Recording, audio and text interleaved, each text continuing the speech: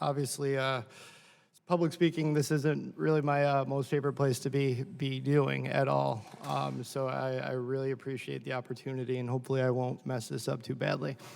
But thank you, Congressman Delgado, for everything that you're doing for our community. For me, I'm kind of an accidental advocate for my community, and you know, it was really more about a mission for my dad. I was started out as a heartbroken son, and I turned into an advocate because of that. And in Hoosick Falls, we have multiple industrial plants. One is called St. Gobain that use PFOA. It's been in Hoosick Falls since 1955. We once had 11 operating plants that had over 500 employees. Now we're down to 2 with 200. So it's been there, and it's the lifeblood of Hoosick Falls. So my dad was diagnosed with kidney cancer in 2010, the month before my son was born. And he actually had his kidney out the day my son was born. So my dad went into surgery, had his kidney out, and I went upstairs and had my son. So it was a process, pretty difficult at that point in time. You know, and kind of next 2 years went by, he was okay. And the kidney came back in his second kidney in 2012, and he passed away early on in 2013. My dad worked multiple jobs. He worked in the factory 11 to 7, and he drove a school bus during the day. And he was retired for 9 months before he passed away. So working 2 concurrent jobs for 32 years is a lot.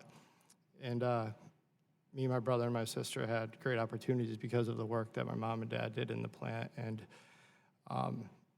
I'm not an environmentalist, and I probably couldn't have given you the full definition of what's a Democrat or a Republican. You know, and this issue for me has been more common sense, and that's kind of what I've tried to do throughout the process. So in Hoosick Falls, we have only 3,500 people on the public water supply, and PFOA at that point in time wasn't tested because our town was too small. It was only 3,500 people under the UCMR3. You had to have 10,000 or above. And actually how we got to that point was a year after my dad passed away. A teacher passed away, and I did a simple Google search because I knew what was being manufactured in town at that point. And I typed in Teflon and cancer, and I came across the C8 science panel in West Virginia. And I read for the next 4 months, every night, probably 11 till 2, 3 in the morning. Probably the most driven I've ever been about anything ever. And I kept reading because it's a big accusation to blame your local employer about, you know, you contaminated our water, you contaminated the people, you're making people sick. They're the lifeblood, and we're blue collar, so those jobs are extremely important. You know, that's what our community is about, and I'm sure that many of your communities as well.